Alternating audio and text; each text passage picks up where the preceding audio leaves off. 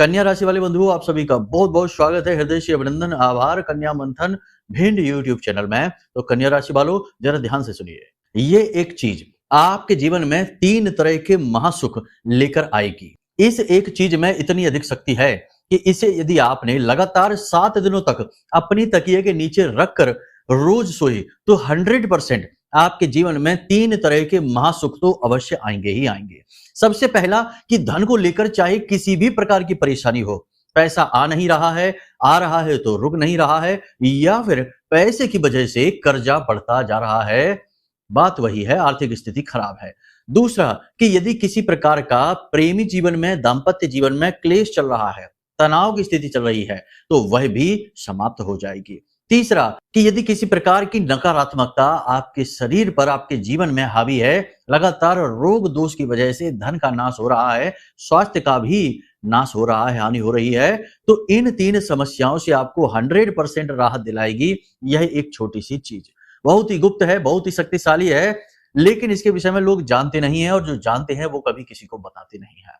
आज के इस विशेष कार्यक्रम में आपको हम इस एक चीज के बारे में बताने जा रहे हैं, और इस समय और काल पर इस चीज का प्रयोग आपके लिए किसी रामबाण औषधि से कम साबित नहीं होगा। जी हाँ, क्योंकि सूर्य देवता का राशि परिवर्तन हो चुका है अपने मित्र ग्रह चंद्रमा की राशि में, यानी कर्क राशि में, और यहां से न केवल सूर्य बल्कि चंद्रमा को भी बल प्राप्त हो रहा है।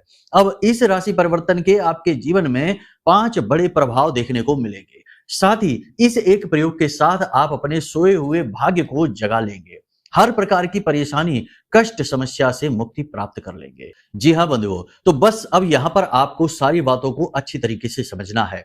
पहले तो हम आपको बताएंगे 5 बड़ी भविष्यवाणियां जो अगले 5 से 7 दिनों में आपके जीवन काल में घटित होने जा रही हैं।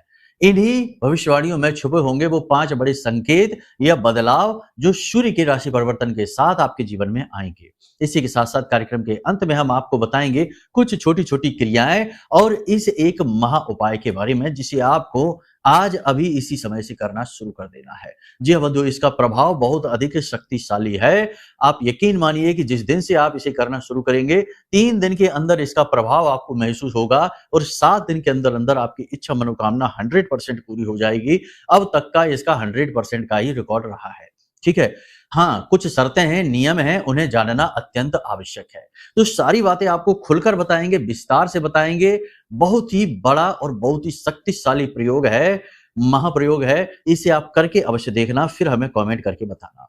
तो बंधुओं, उम्मीद करते हैं कि आप हमारी बातों को समझ रहे हैं। कार्यक्रम में अंत तक अवश्य ठहरेंगे, क्योंकि जब आप अंत तक ठहरेंगे, सारी बात सुनेंगे, समझेंगे, जीवन में उतारेंगे, तो हमारी मेहनत सफल हो जाएगी, क्योंकि आपके जीवन में खुशियां आ जाएंगी, आप मुस्कुराने लगेंगे, दिल से मुस्कुराएंगे, केवल चेहरे से नहीं। ठीक है, तो बस बंधुओं, धैर्य के साथ कार्यक्रम को देखिए, ठंडे दिमाग से देखिए, सब बातों को समझने की कोशिश करिए। चलिए महामाई को याद करते हैं, क्योंकि यह तो हमारा प्रथम कर्म है कि महामाई की सेवा करना और उन्हें हर एक कार्य में सबसे पहले आमंत्रित करना, ताकि हमारा कार्य शुभ हो जाए। तो चलिए माई को आभार व्यक्त करते हैं। कमेंट बॉक्स में भाव के साथ, भक्ति के साथ लिख डालिए, जय मां भद्रकाली कृपा करो। साथ ही कमेंट में लिख देना हर हर महादेव, क्योंकि ये सावन का पवित्र महीना है, और ये महीना आपके जीवन का सबसे उत्तम, सबसे सुंदर महीना होना चाहिए। भाव अत्यंत आवश्यक है। यदि भाव माई के लिए अत्यंत गहरा है, तो कमेंट बॉक्स में ये भी लिख डालिए कि मैं भी माई के परिवार का हिस्सा हूं। सौभाग्य की बात है कि महामाई माँ के परिवार का हिस्सा बनना छोटी बात नहीं है। इस अवसर को जाने ना दीजिए, जल्दी से लिखिए। चलिए बंधुओं, अब शुरू करते हैं अपने मूल विषय को। पहले 5 बड़ी भविष्यवाणियां। प्यारे मित्रों, हमारे अत्यंत प्रिय और परम पूज्य अमिताचार्य जी के पास माँ बगलामुखी और माँ भद्रकाली की साधनाओं का वर्षों का अनुभव है, और माता रानी की इनके ऊपर पूर्ण कृपा और सिद्धि है। आचार्य जी ने अपने सटीक कुंडली विश्लेषण और श्रेष्ठतम उपायों के माध्यम से हजारों लोगों के जीवन को खुशियों से भरा है।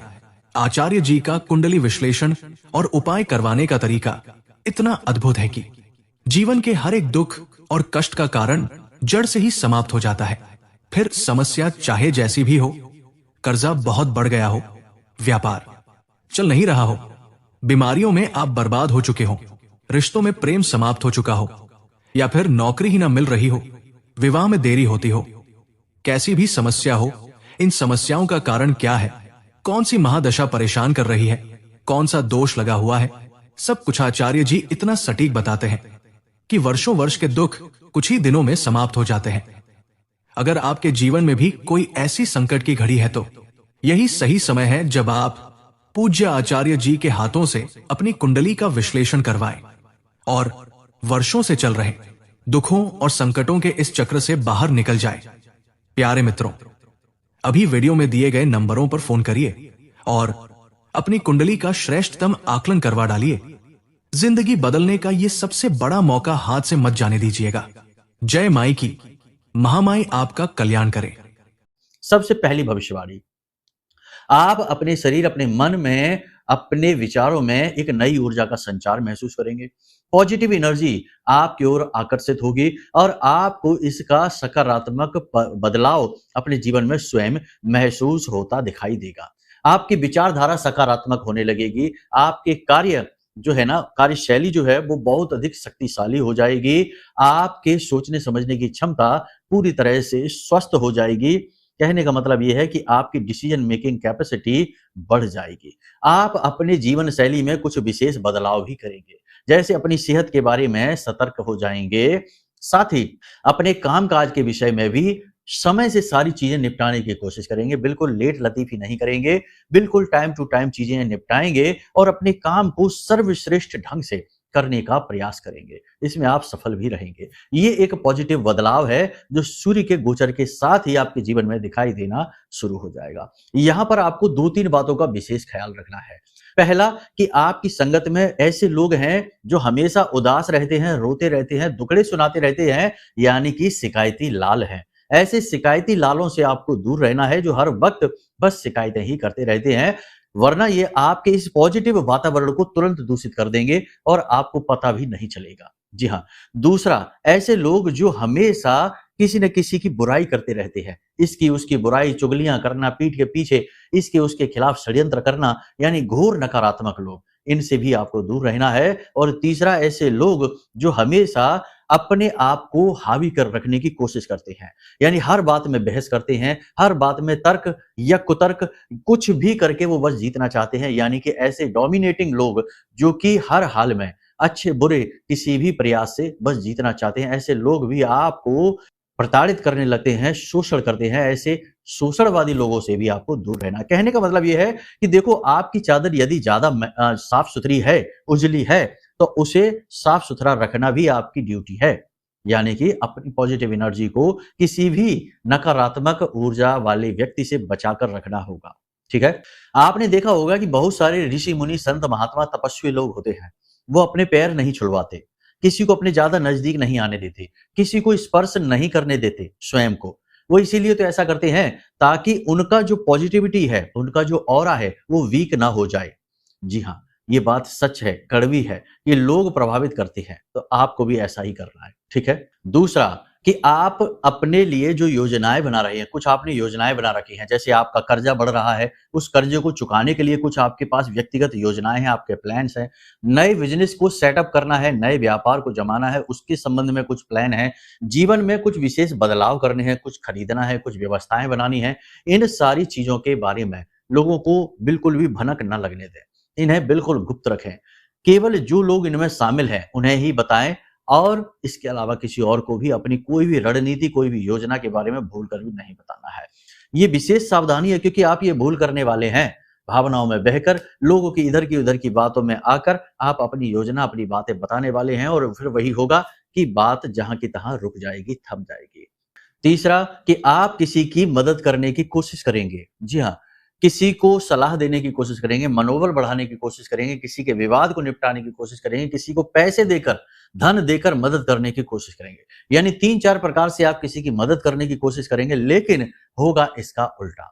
आपको ही लांछन लग जाएंगे, आपके ऊपर ही आरोप प्रत्यारोप शुरू हो जाएंगे और आप बहसबाजी में पड़ जाएंगे, आप परेशानी में फंस जाएंगे और बिना मतलब में अपने जीवन को नरक बना बैठेंगे। ऐसा नहीं करना है। ये अनाप शनाप हरकतें, उल्टी सीधी हरकतें आपको नहीं करनी है। आपको अपने ऊपर नियंत्रण रखना है।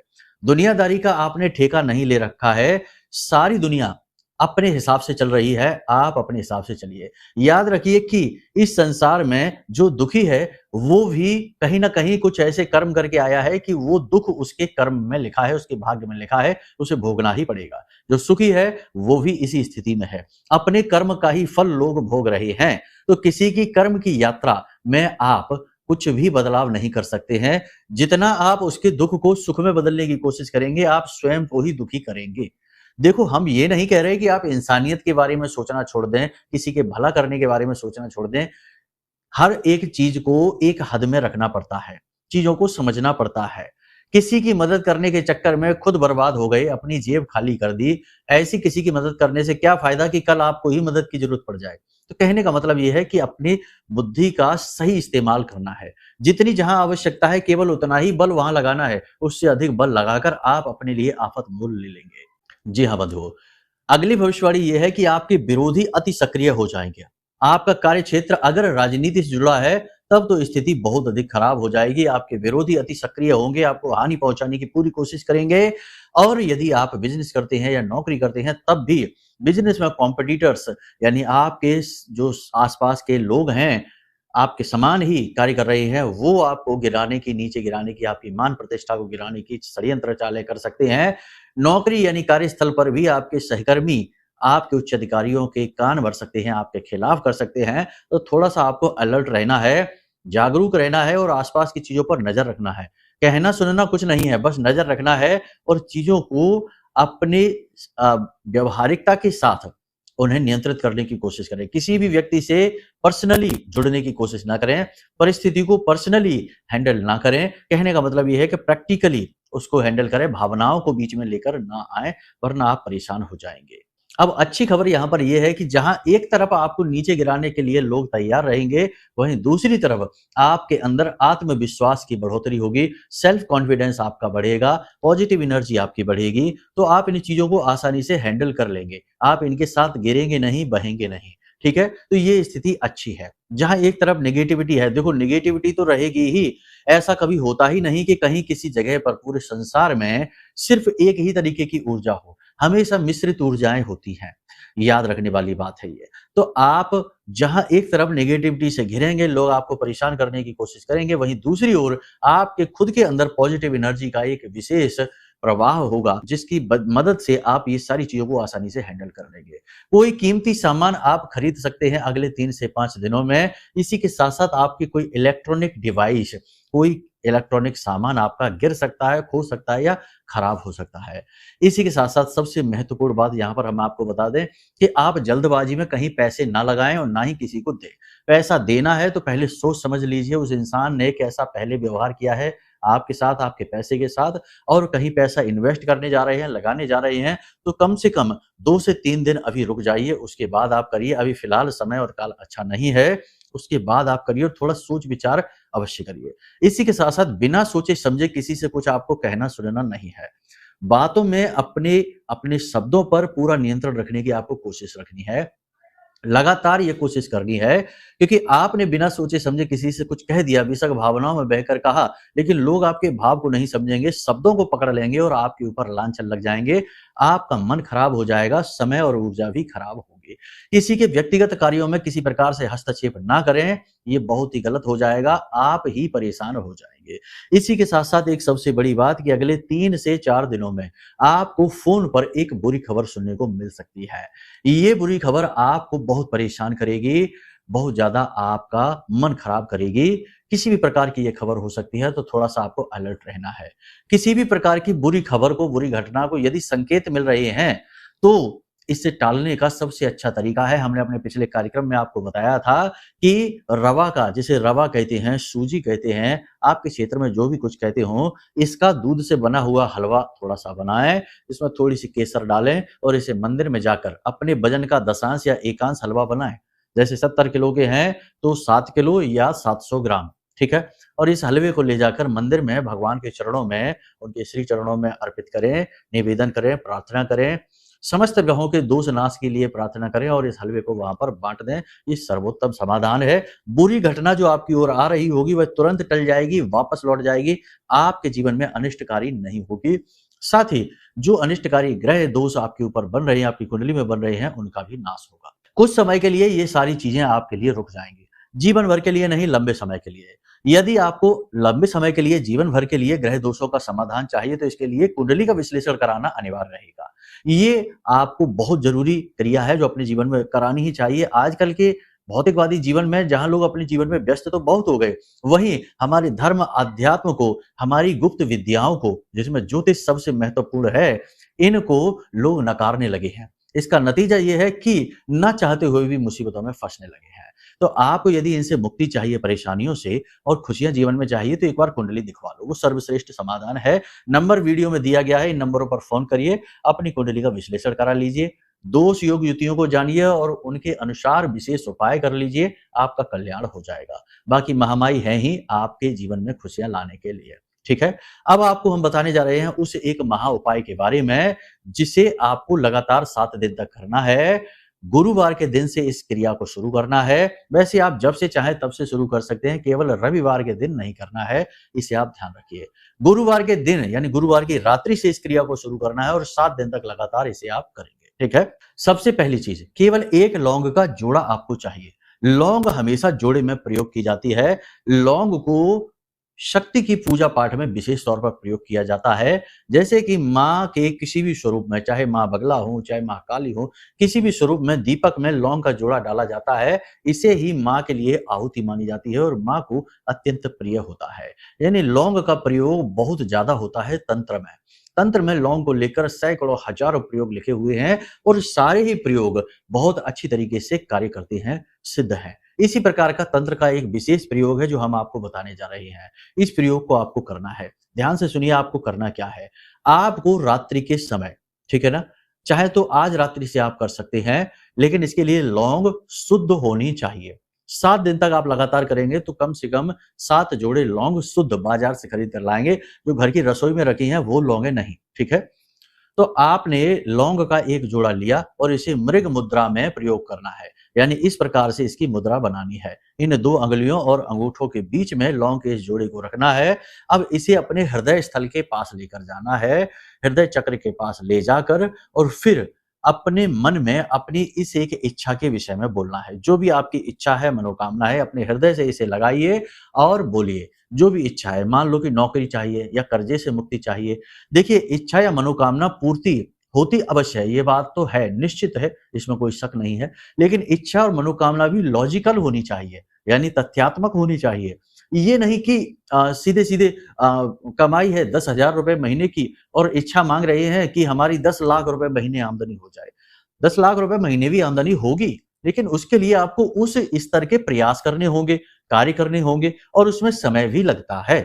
आम का आज जमीन में आपने बीज बो दिया तो कल ही फल नहीं मिल जाएंगे खाने में, मिलेंगे अवश्य, ये बात निश्चित है। पौधा बड़ा होगा, समय लेगा, फल मिलेंगे। वैसे ही आपकी इच्छा मनोकामना जो है वो लॉजिक के साथ है, यानी कि सही तर्क के साथ होनी चाहिए। ठीक है ना, यानी कि निकट भविष्य में आप ऐसी इच्छा मनोकामना पूरी करवा सकें, जो हो सके घटना, उस घटना के बारे में बात कर रही है। ठीक है, जैसे आप नौकरी के लिए प्रयास कर रहे हैं, खूब कठोर परिश्रम कर रहे हैं, तब भी नौकरी नहीं मिल रही है, तो मांगिए कि आपकी नौकरी लग जाए। जैसे आप कर्जा चुकाने के लिए खूब कठोर परिश्रम कर रहे हैं, तब भी आपका हर प्रयास असफल हो रहा है, कर्जा चुक ही नहीं रहा है, तो मांगिए कि आपका कर्जा चुक जाए। अगर आप कोई बिजनेस व्यापार में हाथ पैर मार रहे हैं, बिजनेस चल ही नहीं रहा है, लगातार नुकसान पे नुकसान हो रहा है, तो मांगिए कि व्यापार बिजनेस अच्छा चले। ठीक है, कहने का मतलब ये है कि इच्छा मनोकामना सोच समझ कर मांगना, ऐसे ही उल्टी सीधी अनाप शनाप मांगेंगे तो नहीं मिलेगी। ठीक है, तो आपने समझ ली सारी बात। आपको इच्छा मनोकामना मांगनी है, बोलनी है। मान लेते हैं कि नौकरी की मांग करेंगे आप, तो आप बोलेंगे कि हे भगवान, आपके जो भी आराध्य देव हैं, चाहे हनुमान जी हो, शंकर जी हो, कृष्ण भगवान हो, मान लेते हैं कि हमारी जैसे माई है, माँ बगलामुखी हैं, उन्हीं की, वही आपकी आराध्य देवी है। ठीक है, हम तो उन्हीं के विषय में बात करेंगे। तो आप मन में ऐसा संकल्प करेंगे, हे महामाई, हे माँ बगलामुखी, हमें जल्द से जल्द नौकरी प्रदान करें। हम आपकी शरण में हैं और हम चाहते हैं कि आप हमारी इसमें मदद करें। हम प्रयास बहुत कर रहे हैं, लेकिन हम इसमें असफल होते जा रहे हैं, तो आप हमारी इसमें मदद करिए। ठीक है, इस प्रकार से आपको मन में आवाहन करना है देवी का, देवता का और संकल्प करना है। अब इस लौंग के जोड़े को अपने तकिए के नीचे, यानी ये क्रिया आपको 7 बार करनी है, 7 बार इच्छा मनोकामना मांगनी है, बोलनी है। यानी 7 बार इच्छा मनोकामना मांगने के बाद आपको इस लौंग के जोड़े को अपनी तकिए के नीचे रख लेना है, ठीक है? 3 दिन के अंदर-अंदर आपके जो आराध्य देव हैं, वे आपको संकेत देंगे। किसी न किसी विशेष प्रकार का संकेत देंगे, चाहे दर्शन दें, चाहे कुछ कहें आपसे, कुछ बोलें, कुछ ना कुछ संकेत आपको अवश्य मिलेंगे, 100% मिलेंगे।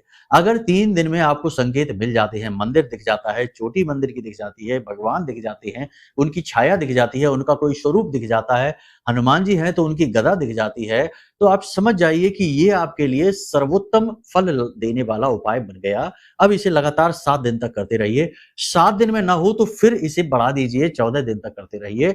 सुबह जब आप सोकर जागें, तो इस लौंग के जोड़े को किसी भी मंदिर के दरवाजे पर रख आइए, ठीक है? जमीन पे नहीं फेंकना है, साइड में रख दीजिए।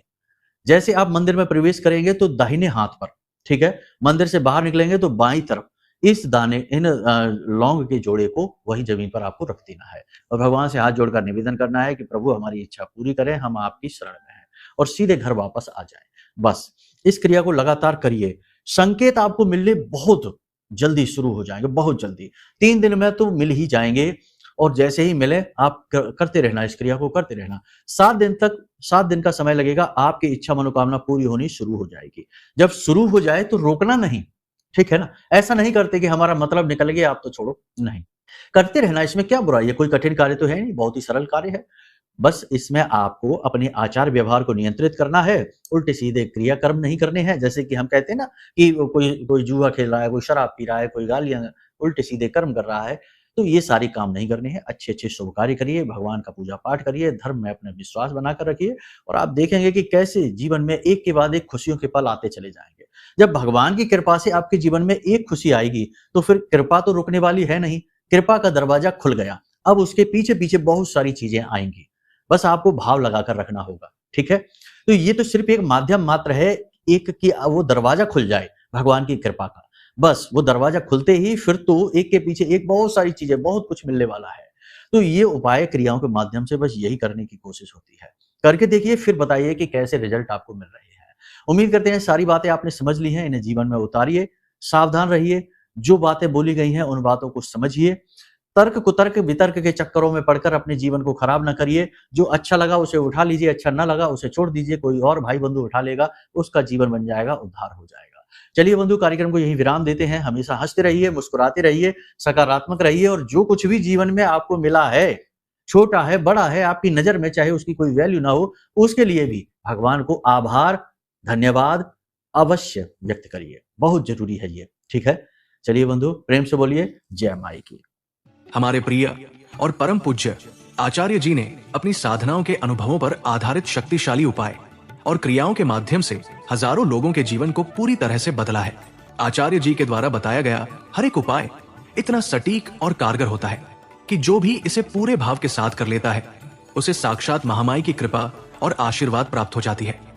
इसलिए निसंकोच इन उपायों को पूरे भाव के साथ करिए, आपका कल्याण होगा। जय माई की।